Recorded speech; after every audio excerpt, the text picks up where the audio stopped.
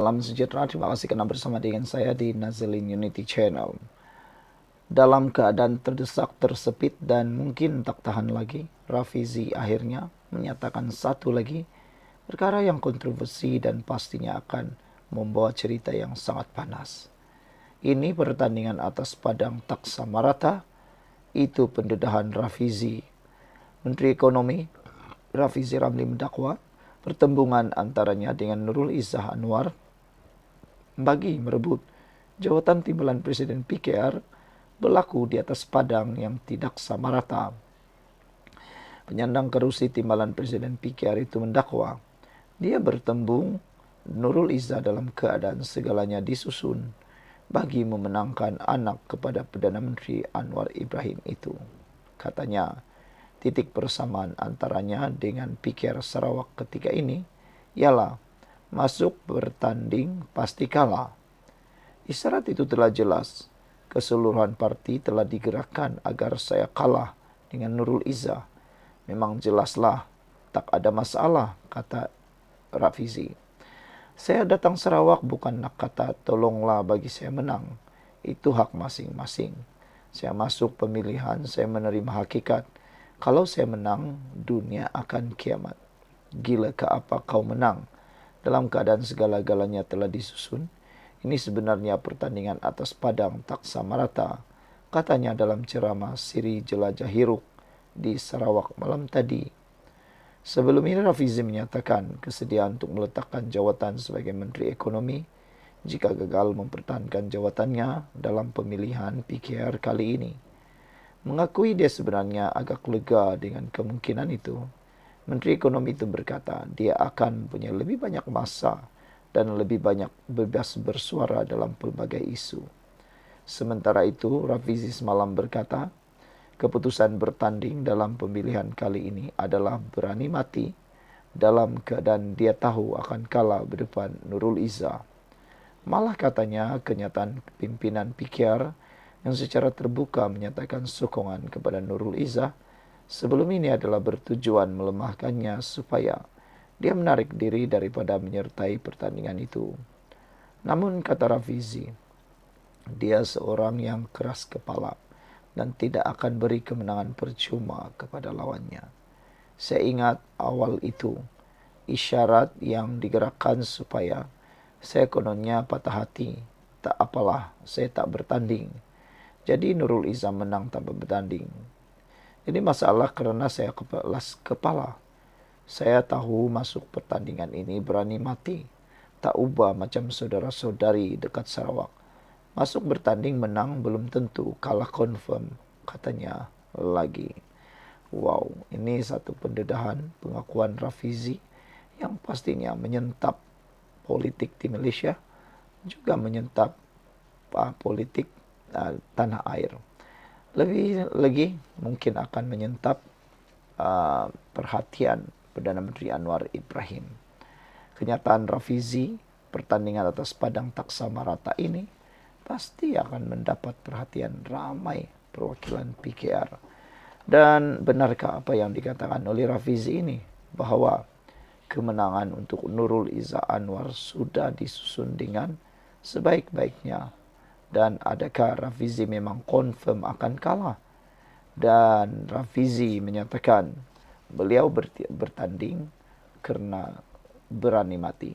Sekian dulu untuk kali ini. Jangan lupa tinggalkan komen Anda. Bye-bye. Salam sejahtera. Terima kasih kerana bersama dengan saya di Nazilin Unity Channel. Akhirnya Nurul Izzah bersuara tentang kerisauan terkini beliau berkait dengan dunia politik dan juga dunia semasa. Ada kebenarannya apa yang Nurul Izzah kata ini, yaitu kerisauan beliau. Orang muda lebih percaya influencer.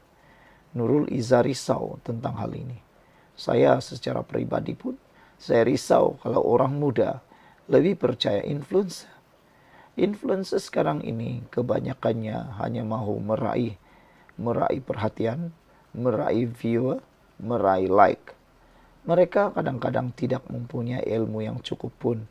Mereka terjun dalam dunia media sosial dan mendapat perhatian ramai. Itu saja. Kebanyakannya ilmu tidak ada, boleh kata kurang. Mereka hanya bercakap, tetapi kebanyakannya mereka tak tahu apa-apa. Jadi betullah apa yang di Nurul Izzah katakan ini. Dia risau orang muda lebih percaya influencer. Tren sekarang orang muda memang mereka sangat suka mendengar apa yang influencer nyatakan.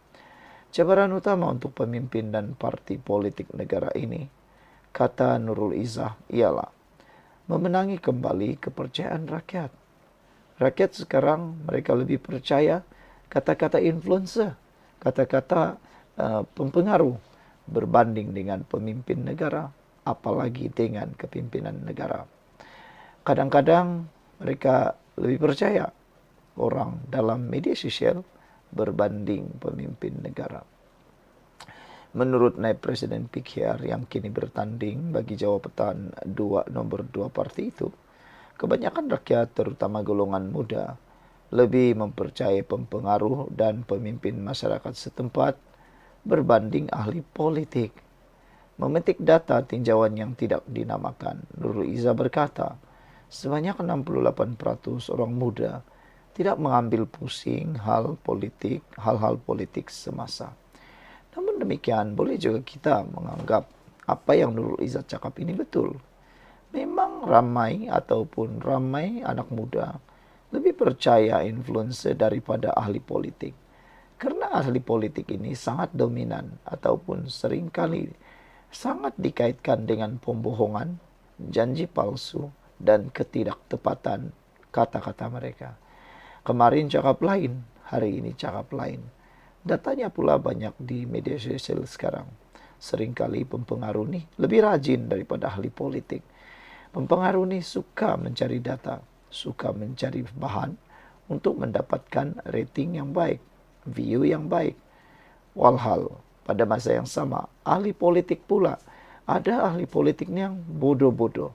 Kita boleh kata bukan bodoh, tapi buat bodoh-bodoh. Manakan tidak kita katakan buat bodoh-bodoh kalau mereka kadang-kalanya bercakap tidak melihat data.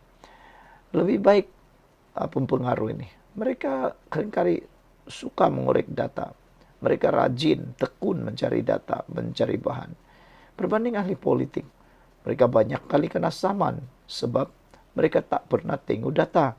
Yang mereka cakap ialah berdasarkan apa yang disampaikan oleh media sosial terhadap terutamanya pempengaruh. Itu sebabnya ramai ahli politik yang kena saman karena mereka menjadikan bahan pempengaruh sebagai bahan politik mereka. Jadi, pempengaruh lebih rajin, tekun berbanding ahli politik. Itu sebabnya Nurul Izzah risau. Dia kata perlu diperbaiki.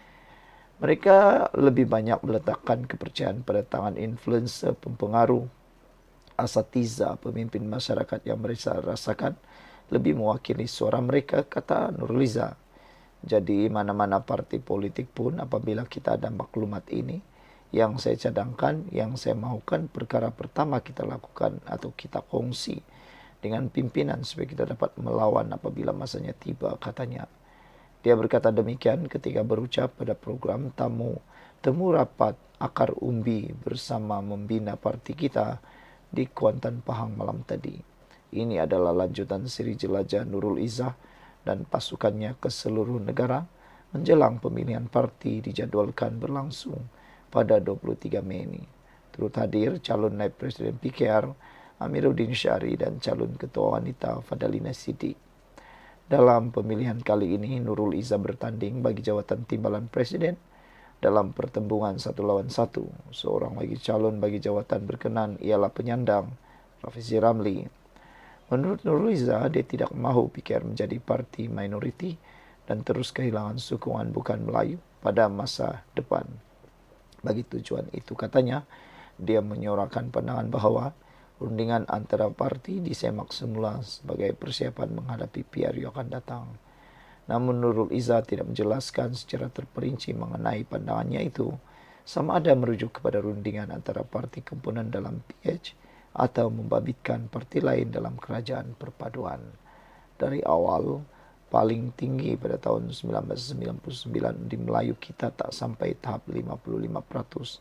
Sekarang selalunya 30% di Melayu. Selangor jauh lebih tinggi berbanding negeri lain.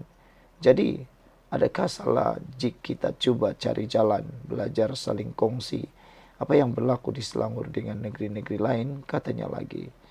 Untuk rekod, baru-baru ini Rafizi mendedahkan bahwa PH berdepan dengan isu kritikal berkaitan sokongan kepada mereka sama ada daripada kalangan Melayu atau bukan Melayu.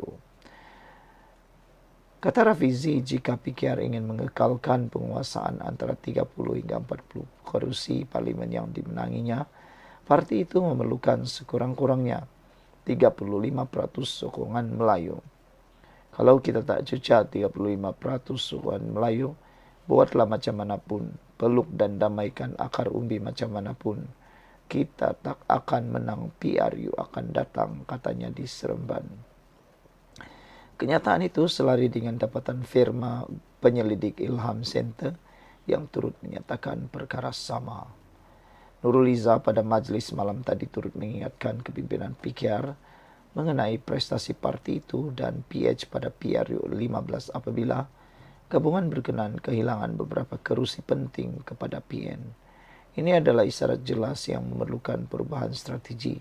Strategi lama perlu dinilai semula, katanya. Terdahulu, Amiruddin ketika berucap pada program sama berkata, sasaran PKR untuk memenangi 50 kerusi bukan dibuat secara tergesa-gesa. Sebaliknya, hasil perancangan dan gerak kerja dilaksanakan bersama Nurul Izzah sejak lebih setahun lalu. Memang kita dah rangka, bincangkan ada gerak kerjanya, bukan hanya jadi peneliti dashboard di pejabat selepas bangun tidur, katanya. Kita kena turun, perkukuhkan jentera, dan itulah tugas pertama saya. Izzah dan pimpinan lakukan selepas kami diberikan mandat, katanya. Jika tuan-tuan beri kepercayaan, kita akan lihat bagaimana tren pengundian, komunikasi, dan memperkasa jentera. Pasukan Parti Pemuda Wanita bagi pastikan 50 kerusi disandarkan pada PRU depan akan dimenangi dengan bergaya, katanya lagi. Menteri Besar Selangor itu menambah, sasaran diletakkan tidak terhad kepada Pahang dan Terengganu sahaja, bahkan turut membabitkan kawasan strategik di Kelantan. Kita pernah ada kerusi menang di Kelantan dan dengan gerak kerja yang kita lakukan sekarang, tidak mustahil untuk kita kembali mendapat kerusi di Ketere, Tanah Merah, Macang, dan Kota Bahru. Semua ini tidak mustahil jika kita berkukuh jentera, komunikasi dan rapatkan saf kepimpinan sedia ada, kata beliau lagi. Sekian dulu untuk kali ini. Jangan lupa tinggalkan komen Anda.